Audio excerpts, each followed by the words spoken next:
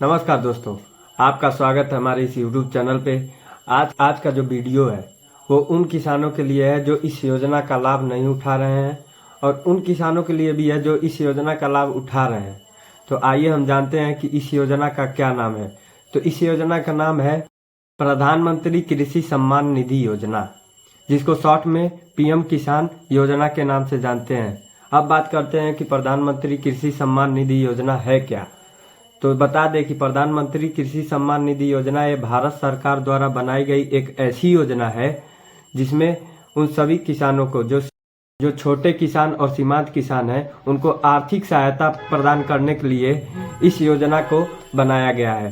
तो हम बता दें कि इस योजना का हर वो किसान जो इस योजना का लाभ उठा रहे हैं उनके खाते में उन्हें 6,000 रुपया की सहायता दी जाती है। ये जो सहायता है ये 3 किस्तों में दी जाती है, 2-2 हजार करके। तो जो डायरेक्ट बैंक खाते में 2-2 हजार रुपया करके भेजी जाती है। अब बात करते हैं कि इसकी शुरुआत कब। तो इसकी शुरुआत अप्रैल 2019 जो वर्तमान प्रधानमंत्री श्री नरेंद्र मोदी जी हैं उन्होंने इस योजना का प्रतिपादन किया। अब बात करते हैं 20 फरवरी 2019 जो प्रधानमंत्री नरेंद्र मोदी उत्तर प्रदेश के गोरखपुर जिले में आकर इस योजना को औपचारिक रूप से संचालित किए। जो पहला किस्त आया वो लॉन्च होने के बाद तुरंत सभी के खाते में 2-2 हजार रुपया पहुंच गया। कृषि और किसान कल्याण मंत्रालय द्वारा इस योजना को संचालित किया गया था। अब हम बात करेंगे कि इस योजना का लाभ कौन कौन किसान उठा सकते हैं। तो आइए अब हम जानते हैं। तो पहला जो है छोटे और सीमांत किसान, जिसके पास 2 हेक्टेयर जमीन या उससे कम है, वो लोग योजना का लाभ उठा सकते हैं। अब दूसरा है कि जिस खेत से आप ये लाभ उठाएंगे उस खेत के आप मालिक होना चाहिए। अगर आप उस खेत के मालिक नहीं हैं तो आपको इस योजना का लाभ नहीं मिलेगा। तीसरा, आपके पास आधार कार्ड रहना चाहिए। चौथा, आप भारत के निवासी होने चाहिए। और जो 5वां है, आपके पास किसी भी बैंक का अकाउंट होना चाहिए। अब हम बात करते हैं कि इस योजना का लाभ कौन कौन किसान नहीं उठा सकते, कौन कौन व्यक्ति नहीं उठा सकते। तो हम बात करते हैं जो पहला जो व्यक्ति हैं वो बड़े किसान हैं, जिनके पास 2 हेक्टेयर जमीन से अधिक जमीन है, तो वो लोग इस योजना का लाभ नहीं उठा सकते। और दूसरा, जो सरकारी कर्मचारी, जैसे मान लीजिए कि लेखपाल, पुलिस इत्यादि जो सरकारी कर्मचारी हैं, वो लोग इस योजना का लाभ नहीं उठा सकते हैं। और तीसरा, जो व्यक्ति इनकम टैक्स भर रहा है वो भी इस लाभ को नहीं उठा सकता है। और चौथा जो है पेशेवर के लोग, जैसे मान के चलिए वकील, आर्किटेक्ट, डॉक्टर, इंजीनियर और चार्टर, ये लोग जो व्यक्ति हैं ये लोग इस योजना का लाभ नहीं उठा सकते। अब हम बात करेंगे कि इस योजना का लाभ आप कैसे उठाएं। तो इसका पंजीकरण कैसे होता है, तो इस पंजीकरण के बारे में बात करेंगे। तो इसका जो पंजीकरण करने की प्रक्रिया है ये 2 तरह से है। पहला, आप ऑफलाइन करवा सकते हैं और दूसरा ऑनलाइन। तो ऑफलाइन के बारे में समझते हैं कि आप ऑफलाइन कैसे आप करेंगे। तो जो पहला कदम होगा, आप के गांव में नज़दीकी लोक सेवा केंद्र या कृषि कार्यालय हो तो वहां पर जाएं। और फिर उसके बाद आवश्यक दस्तावेज इसमें क्या क्या लेकर जाएंगे। तो इसमें आप आधार कार्ड, अकाउंट नंबर, मतलब पासबुक आपके पास रहना चाहिए। और फिर उसके बाद से आपके पास खेत का कागज, जैसे आपके पास इंतखाब, जिसे हम खतौनी के नाम से भी जानते हैं, वो आपके पास रहना चाहिए। इंतखाब आप जिस ब्लॉक पे रहने वाले हैं, जिस गांव का आपका ब्लॉक रहेगा, उस ब्लॉक पर जाकर आप लेकर आएंगे। और जो चित्र में दिख रहा है ऐसा आपके उस इंतखाब पर मुहर लगना चाहिए, जिससे आपका पंजीकरण होगा। अगर ये मुहर नहीं लगा रहेगा तो आपका पंजीकरण कैंसिल हो सकता है। इसीलिए आप अपने नज़दीकी तहसील पर जाएं और वहां से ऐसा इंतखाब निकलवा कर और फिर लेकर जाएं। फिर उसके बाद फिर वहां पे उपस्थित जो अधिकारी हैं वहां पे आपका पंजीकरण कर देंगे।